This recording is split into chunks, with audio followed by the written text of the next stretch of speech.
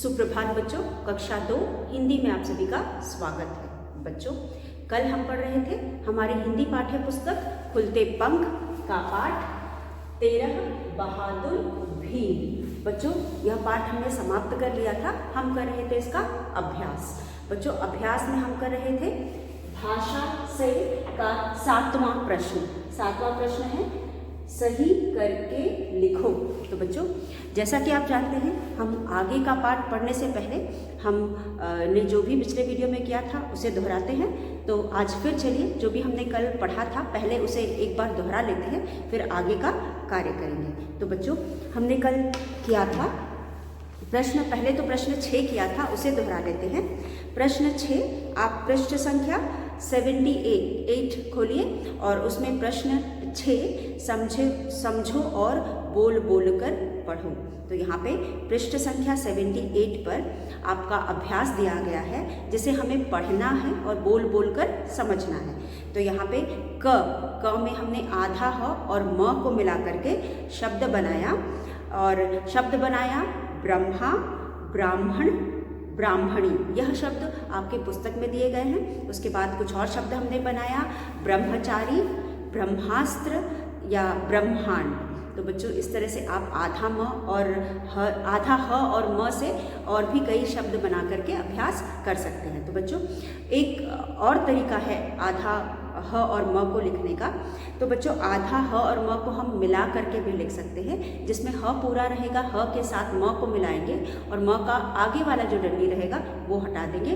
तो वो भी दूसरा तरीका है आधा ह और म लिखने का। उसके बाद हमारा दूसरा अभ्यास है इसी का दूसरा भाग है ख में हमने आधा क और श को षटकोण वाला श को मिला करके शब्द बनाया, या क्षत्रिय वाला श बनाया, और शब्द बनेगा इससे राक्षस, फिर बना कक्षा, क्षमा। तो बच्चों, इस तरह से हमने आधा क और षटकोण वाले श को मिला करके शब्द बनाया। फिर अगला है ग। बच्चों, ग में हमने यहाँ पे समान वर्णों को मिला करके शब्द बनाया था, आधा स और पूरा स, जिससे बना गुस्सा, फिर बना 80, फिर बना रस्सी, फिर बना लस्सी। ठीक है, तो इस तरह से हम बहुत सारे शब्द बना सकते हैं। और फिर घ से हमने सीखा, यहाँ पे भी हमने आधा श और च को मिला करके शब्द बनाया। यहाँ पे श शब्द से हमने शब्द बनाया आश्चर्य, निश्चय, फिर उसके बाद पश्चात। तो बच्चों, इस तरह से हम पहले पाठों में भी पढ़ चुके हैं किस तरह से हम आधा व्यंजन और पूरा व्यंजन को मिला करके नए नए शब्द बनाते हैं, और कुछ शब्दों का यहाँ पे भी हमने अभ्यास किया। तो मुझे उम्मीद है कि आपको अच्छे से समझ में आ गया होगा। तो बच्चों, हमारा अगला अभ्यास जो हमने कल किया था वो था सही करके लिखो। यहाँ पे कुछ पंक्तियाँ दी गई हैं जिनमें कुछ थोड़ा बहुत गलती है, उसे हम ठीक करके सही शब्द को यहाँ पे लिखेंगे। और चलिए करते हैं इसको हम। तो आप यहाँ पे देख सकते हैं बोर्ड पर कुछ शब्द वाक्य हैं। राजा पांडु के 5 बेटा थे। बच्चों, हमारा वाक्य है राजा पांडु के 5 बेटा थे। तो बच्चों, आपको कुछ अटपटा अगर लग रहा है तो वो शब्द है बेटा, क्योंकि इसके पहले हमने 5 शब्द का प्रयोग किया है। जब हम एक से अधिक का प्रयोग करेंगे तो उसके साथ बेटा नहीं बल्कि बेटे लगेगा। अगर यहाँ पे 1 होता तो बेटा सही था, लेकिन 5 हैं तो 5 यानी बहुवचन हो गया, और इसके लिए हम यहाँ पे बेटा नहीं बल्कि बहुवचन शब्द का प्रयोग करेंगे बेटे। और बेटे का बहुवचन होता है, बेटा का बहुवचन होता है बेटे। तो यहाँ पे जो हम शब्द लिखेंगे वो हो जाएगा ब पर एक ही मात्रा बे, ट पर एक ही मात्रा टे। राजा पांडु के 5 बेटे थे। अब देखिए वाक्य सही हो गया, क्योंकि ये जो हमने यहाँ पे 5 शब्द का प्रयोग किया है, 5 यानी बहुवचन हो गया। बहुवचन के साथ हम यहाँ पे बेटा नहीं बेटे, बहुवचन शब्द, ये संज्ञा शब्द भी का बहुवचन रूप लिखेंगे, तो ये हो गया बेटे। अब वाक्य आपका देखिए सही हो गया, राजा पांडु के 5 बेटे थे। उसी तरह बच्चों, अगले शब्द वाक्य में गांव वाले राक्षस से बहुत परेशान था। अब बच्चों, गांव वाले राक्षस से बहुत परेशान तक तो ठीक है, था शब्द था शब्द जब यहाँ पे गांव वाले की जगह पे एक इंसान रहता तो था चलता, लेकिन गांव वाले कहने का मतलब है कि वो सारे लोग जो गांव में रहते हैं। तो ये तो बहुत सारे लोग हैं, तो यहाँ गांव वाले में बहुवचन शब्द है, तो बहुवचन शब्द के साथ हम यहाँ था नहीं लगाएंगे, बल्कि यहाँ पे हम थे लगाएंगे, परेशान थे। तो यहाँ पे गांव वाले के लिए हम की बात कर रहे हैं हम, तो गांव वाले बहुवचन शब्द है तो उसके साथ था नहीं लगेगा बल्कि थे लगेगा। उसी तरह बच्चों यहाँ पे राक्षस को बड़ा गुस्सा आई। अब यहाँ पे बच्चों हम राक्षस की बात कर रहे हैं, तो राक्षस क्या है? राक्षस पुल्लिंग है बच्चों। राक्षस शब्द बोलने से हमें उसके पुरुष होने का ज्ञात होता है, इसलिए यह पुरुष शब्द है। तो हम इसके लिए इस राक्षस के लिए आई हम किसके साथ प्रयोग करते हैं? हम स्त्रीलिंग के लिए आई का प्रयोग करते हैं। तो हम यहाँ इस राक्षस के लिए हम आई का प्रयोग नहीं करेंगे बल्कि आया। तो यहाँ हो जाएगा राक्षस को बड़ा गुस्सा आया। हम क्या लिखेंगे? यहाँ लिखेंगे गुस्सा आया, आई नहीं होगा बल्कि आया। उसी तरह बच्चों अगला वाक्य हमारा है दोनों में जमकर लड़ाई शुरू हो गया। दोनों में जमकर लड़ाई के साथ हम गया का प्रयोग नहीं करेंगे बल्कि हो गई का प्रयोग करेंगे। तो दोनों में जमकर लड़ाई के साथ हम हो गई का प्रयोग करेंगे। तो यहाँ पे हम गया को काट करके गई, शुरू हो गई का प्रयोग करेंगे। तो बच्चों इस तरह से हमने यह अभ्यास भी दोहरा लिया। चलिए एक बार फिर हम इसको पढ़ लेते हैं। यहाँ पे हमारे पास है राजा पांडु के 5 बेटे थे। क्योंकि यहाँ पे 5 शब्द का प्रयोग किया गया है, यह बहुवचन शब्द है, तो उसके साथ बेटा नहीं बल्कि बेटे लगेगा। उसके बाद गांव वाले राक्षस से बहुत परेशान था की जगह थे लगेगा। गांव वाले राक्षस से बहुत परेशान था की जगह थे लगेगा। राक्षस को बड़ा गुस्सा आई नहीं आया होगा, क्योंकि यह पुरुष जाति का है इसलिए इसके साथ आया लगेगा, आई नहीं लगेगा। उसके बाद दोनों में जमकर लड़ाई शुरू हो गई। यहाँ पर लड़ाई के साथ गया नहीं होगा, गई होगा, शुरू हो गई। तो बच्चों इस तरह से हमने यह अभ्यास भी खत्म कर लिया। अब हम पढ़ेंगे आज का अगला अभ्यास, इसी पाठ का अगला अभ्यास। बच्चों अगला अभ्यास है अब करने की बारी। तो चलिए करते हैं।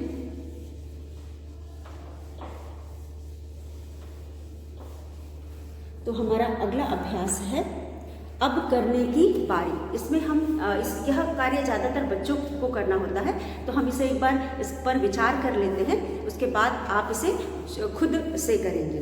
तो यहाँ पर बच्चों अब करने की बारी हमारा अगला विषय है अब करने की बारी। अब क र न पर एक ही मात्रा ने, की क पर बड़ी की मात्रा की, ब पर आ की मात्रा बा, री। अब हमने पाठ पढ़ लिया और पाठ में बहुत सारी चीज़ पढ़ा और समझा। अब हम खुद से करेंगे। तो बच्चों पहला प्रश्न है अपनी बहादुरी का कोई कारनामा कक्षा में सुनाओ। तो बच्चों कभी कभी हम जाने अनजाने में कुछ ऐसा काम कर देते हैं जिससे हमें बाद में गर्व होता है, किसी की मदद कर दिया या फिर जिससे हमारी बहादुरी का पता चलता है। हम ये सब चीज़ें सोच समझ करके नहीं करते, अनजाने में हो जाता है। कभी हमने किसी को मुसीबत में देख लिया, उससे बचा लिया, या हमारे सामने कोई किसी के साथ ऐसा कुछ होता है कि उसकी जान भी जा सकती थी और हमारी वजह से बच जाती है, तो यहाँ पे हमारी बहादुरी का पता चलता है। तो अगर ऐसा कोई कारनामा आपने या तो जानने वालों के साथ किया है, अपने पड़ोसियों के साथ किया है, अपने मित्रों के साथ किया है, या किसी भी ऐसे इंसान के साथ किया है जिसको आप जानते नहीं थे, आपके साथ ऐसी सिचुएशन आई या ऐसी परिस्थिति आई कि आपसे हो गया, तो ऐसे इसमें आपके बहादुरी का पता चलता है। क्योंकि अगर आप बहादुर ना होते तो आप उसे छोड़ करके चले जाते या आप ध्यान ना देते, लेकिन आप बहादुर हैं तभी आपने ऐसा कुछ कारनामा किया। तो आप ऐसा अगर आपसे जाने अनजाने में कोई काम हुआ हो तो आप इसे अपने दोस्तों के साथ या मित्रों के साथ शेयर करेंगे या बात आपस में एक दूसरे के कारनामे को बताएंगे। अगर ऐसा कुछ आपने किया हो तो कोई ज़रूरी ना हो कि हर एक करे ही, और ये भी नहीं है कि ऐसा कुछ ना उसको करने को मिला हो तो बहादुर रही हैं, लेकिन अगर आपके साथ ऐसा कुछ हुआ हो जिसमें जिस समय आपने अपनी बहादुरी दिखाई हो, तो आप अपने दोस्तों के साथ बता करके, या जब आप अपने स्कूल आएंगे तो उस समय अपने कक्षा में भी बता करके बता सकते हैं। तो ये तो हम करेंगे अपने सुविधा के अनुसार। उसके बाद दूसरा प्रश्न है ख, वीरता पुरस्कार प्राप्त बच्चों की वीरता की कहानियाँ पढ़ो और सुनाओ। तो बच्चों, आपने अक्सर सुना होगा कि 15 अगस्त या 26 जनवरी को कुछ बच्चों को पुरस्कृत किया जाता है। पुरस्कृत करना मतलब इनाम देना। कहीं ना कहीं उनसे कोई ऐसी बहादुरी का काम हुआ होता है जिससे कि किसी की जान बच जाती है, या कोशिश किया होता है उसने कि उसकी जान बच जाए, तो उन लोगों को हर साल पुरस्कृत किया जाता है। तो अभी 26 जनवरी आ रही है, आप पता करेंगे कि उस दिन किसको किसको पुरस्कृत किया जा रहा है, फिर उसके बाद हम उसके बारे में विचार करेंगे। और आप ऐसे और भी पहले भी बच्चों को पुरस्कार मिले गए हैं, आप उनके बारे में पता करेंगे, और उनकी कहानियाँ ऑनलाइन भी अवेलेबल रहती हैं और बुक्स में भी मिल जाती हैं, तो आप उन्हें ढूंढ करके पढ़ेंगे और जानेंगे। तो बच्चों, आपको ये भी कार्य आपको खुद से करना है। उसके बाद ग, महाभारत की और कहानियाँ अध्यापिका से सुनो या पढ़ो। उसके बाद अब इन प्रश्नों के उत्तर जानने की कोशिश करो। तो महाभारत की कहानियाँ बच्चों, हम कोशिश करेंगे कि क्लास में 1-2 कहानियाँ ला करके आप लोगों के साथ पढ़ें और उसका पर विचार करें। और ये तो मैं करूँगी, और आपको भी अगर कहानियाँ छोटी छोटी, महाभारत में तो बहुत बड़ा है लेकिन उसमें बहुत सारी कहानियाँ, उनमें से एक कहानी तो हमने इस पाठ में ही पढ़ी थी। ये जो पाठ हमारा था बहादुर भीम, यह भी एक महाभारत की कहानी, जैसा कि मैंने आपको बताया था। तो इसी तरह बहुत सारी कहानियाँ प्रसिद्ध है, तो आप उन्हें फिर मैं बताऊंगी, गूगल पे भी ढूंढ करके आप पढ़ सकते हो, या फिर आपको ऑनलाइन दूसरी बुक्स वगैरह में भी मिल सकती है, आप पढ़ सकते हो, या अपने घर के बड़ों से भी आप पूछ करके सुन करके कहानियाँ सुन सकते हो। और क्योंकि बच्चों ये कहानियाँ में बहादुरी और हमारे लोग जो हमारी हिस्ट्री के बारे में या इतिहास के बारे में बताता है, हमारे राजों जो किस तरह का हमारा रहन सहन था, ये सारी बातें पता चलती थी। और पहले के लोग कितने बहादुर हुआ करते थे, ये सारी बातें हमें पता चलती हैं। तो आप इनको पढ़ेंगे तो आपको कुछ ना कुछ सीखने को मिलेगा, और अपने इतिहास के बारे में भी आप जानेंगे। उसके बाद बच्चों, यहाँ पे हमारा अगला प्रश्न है, अब इसी प्रश्न का अगला हिस्सा है, अब इन प्रश्नों के उत्तर जानने की कोशिश करें। तो बच्चों, हमने पाठ पढ़ा, इसमें हमने 5 पांडु के बारे में जाना, और पांडु के 5 पुत्रों के बारे में भी जाना, उनका नाम जाना। मोस्टली आपको पहले से भी पता होंगे ये नाम, क्योंकि अभी कुछ दिन पहले कहीं ना कहीं हम अपने घर में भी कुछ कहानियाँ सुन करके या किसी न किसी तरह से मम्मी पापा से सुनते रहते हैं, या फिर अभी कुछ दिन पहले हम सीरियल भी हम देख रहे थे महाभारत, उसके जरिए से भी, क्योंकि हम देख करके किसी चीज़ को ज़्यादा समय तक याद रखते हैं और हमें अच्छे से समझ में आता है। तो आपने जब सीरियल देखा होगा, तो आपने लगातार अगर सीरियल देखा होगा तो आपको बहुत सारे नाम इनमें से पता भी होंगे, और बहुत सारी कहानियाँ भी आपको पता होंगी। तो यहाँ पे इसी आधार पे हम कुछ प्रश्न दिए गए, उनको हल करेंगे। और चलिए देखते हैं यहाँ पे क्या क्या प्रश्न दिए गए हैं। तो बच्चों, प्रश्न है पांडु के भाई का नाम। तो बच्चों, हमने पाठ पढ़ते समय भी विचार किया था कि जो पांडु थे वो 2 भाई थे। बड़े भाई का नाम था बड़े भाई का नाम था धृतराष्ट्र, और छोटे भाई पांडु थे, उनका नाम पांडु था।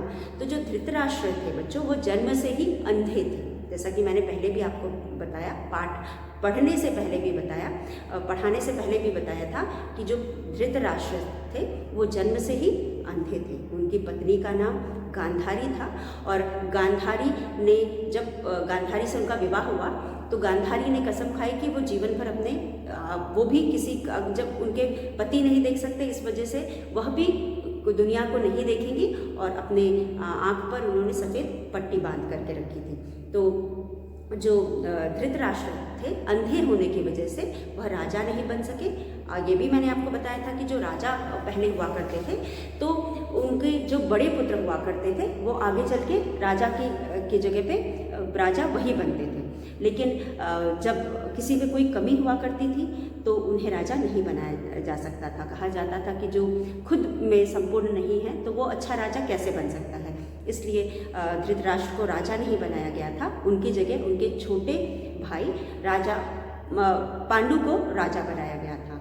तो बच्चों यहाँ पे जो धृतराष्ट्र है यह पांडु के बड़े भाई थे। तो जो हमारा पहला प्रश्न है ग का, पांडु के भाई का नाम लिखो। तो यहाँ पे हम लिखेंगे, प्रश्न है ग। ग में हमारे पास पहला है, पहले में है पांडु, व पर आ की मात्रा, पांडु के भाई, भाई का नाम। पांडु के भाई का नाम हम सभी जानते हैं, क्या था?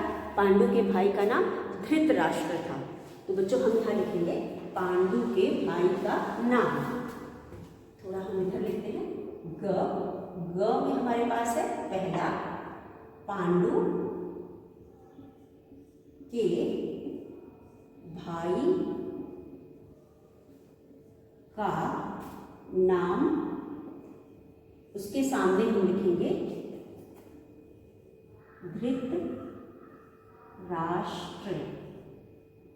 पांडु के भाई का नाम था धृतराष्ट्र।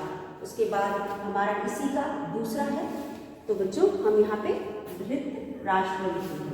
उसके बाद दूसरा है सबसे बड़े तीरंदाज। ये भी मैंने आपको बताया था कि पांडु के 5 पुत्र थे, पांचों पुत्र किसी न किसी कला में माहिर थे। तो बच्चों इनमें से जो सबसे बड़े थे, आपको जैसा मैंने बताया कि वो भाला चलाने में माहिर थे, और उसके बाद दूसरे जो भीम थे वो गदा चलाने में माहिर थे, और उसके बाद मैंने बताया अर्जुन जो थे तीसरे, वह धनुर्धारी थे। तो धनुष चलाने यानी तीरंदाजी में माहिर थे। तो यहाँ पे हम लिखेंगे अर्जुन। तो हमारा प्रश्न है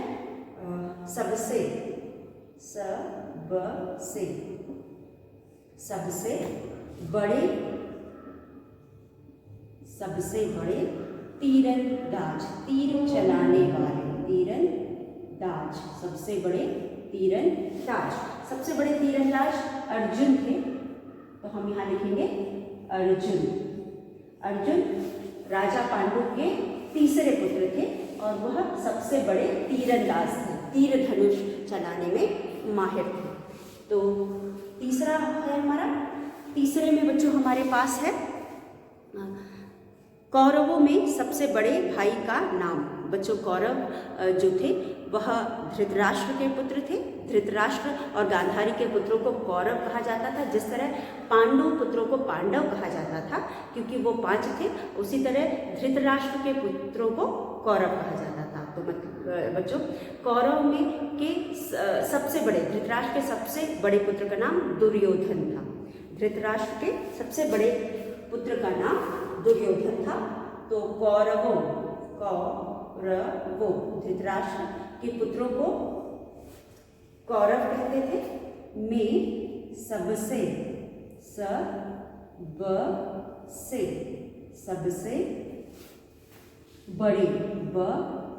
बड़े भाई का नाम दुर्योधन था। तो हम यहाँ उत्तर में लिखेंगे दुर्योधन।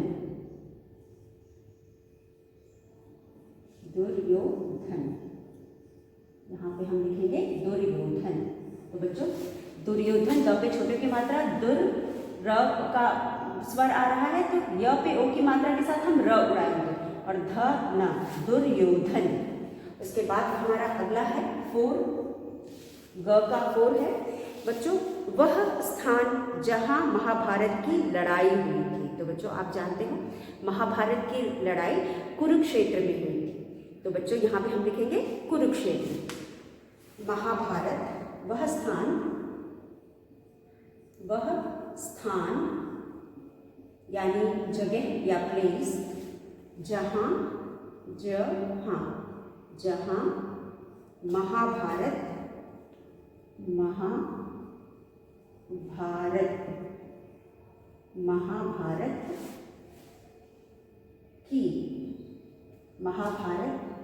की लड़ाई।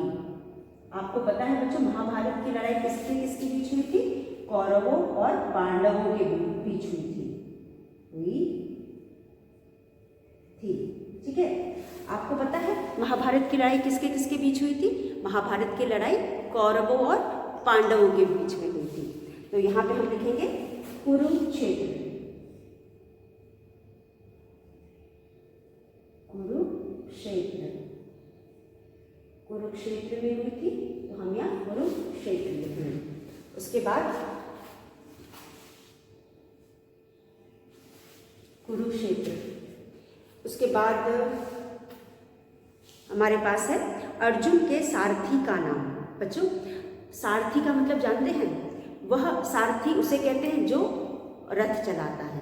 तो आपको पता है अर्जुन, जो महाभारत के युद्ध के समय अर्जुन का सारथी कौन था? अर्जुन के साथ का सारथी श्री कृष्ण जी थे। तो यहाँ पे श्री कृष्ण उनके सारथी थे। तो हम यहाँ लिखेंगे अर्जुन के सारथी का नाम था कृष्ण। तो यहाँ हम अगला प्रश्न 5 लिखेंगे। अर्जुन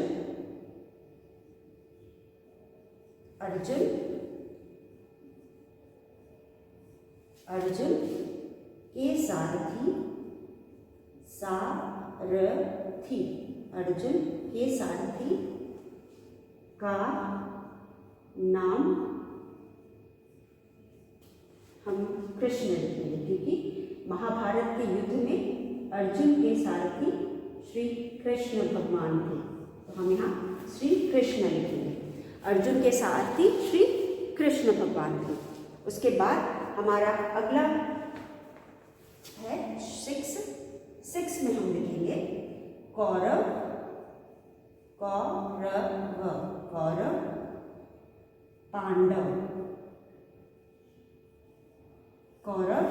पांडव के गुरु का नाम। तो बच्चों, कौरव और पांडव के गुरु का नाम था द्रोणाचार्य।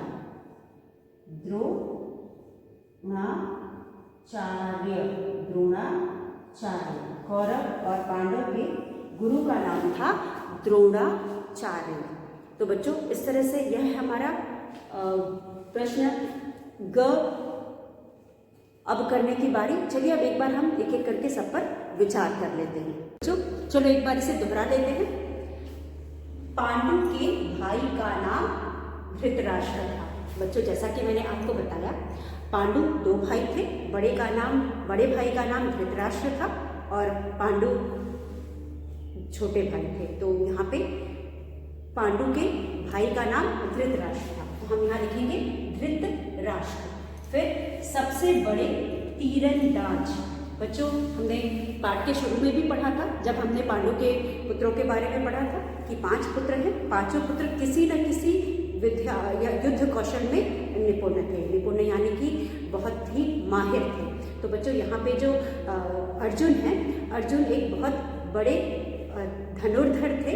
वह बाण चलाने में माहिर थे। आपको पता होगा कि एक बार बहुत राजा इकट्ठा हुए थे और फिर उसके बाद जो द्रौपदी थी, उनसे उन्होंने अपने शादी का शर्त रखा था कि मैं उसी से शादी करूंगी जो सबसे बड़ा धनुर्धर होगा।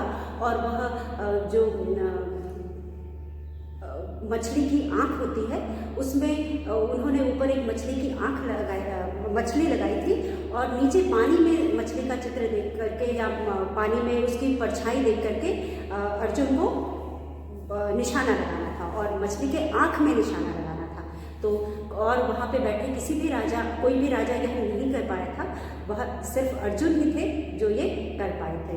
तो इसलिए बच्चों, ऐसी बहुत सारी उनकी इस तरह की कहानियाँ प्रसिद्ध हैं। चलिए, अगर मुझे कहीं पढ़ने को मिलेगा तो मैं पढ़ करके आपको जरूर सुनाऊंगी। तो बच्चों, जो अर्जुन थे एक बड़े तीरंदाज थे। और कौरवों में सबसे बड़े भाई का नाम। बच्चों, जैसा कि हम जानते हैं कि जो कौरव थे वह धृतराष्ट्र के पुत्रों को हम कौरव कहते थे। जिस तरह से पांडु पुत्रों को पांडव कहा जाता था, उसी तरह धृतराष्ट्र के पुत्रों को कौरव कहा जाता था। तो कौरव 100 थे, यानी धृतराष्ट्र के 100 पुत्र थे। कौरवों में सबसे बड़े भाई का नाम था या पुत्र का नाम था, सबसे बड़े बेटे का नाम था दुर्योधन। तो कौरवों में सबसे बड़े थे दुर्योधन। उसके बाद वह स्थान जहाँ महाभारत की लड़ाई हुई थी, तो बच्चों वह स्थान है कुरुक्षेत्र। बच्चों कुरुक्षेत्र आज भी यह स्थान है और यह स्थान हरियाणा में है।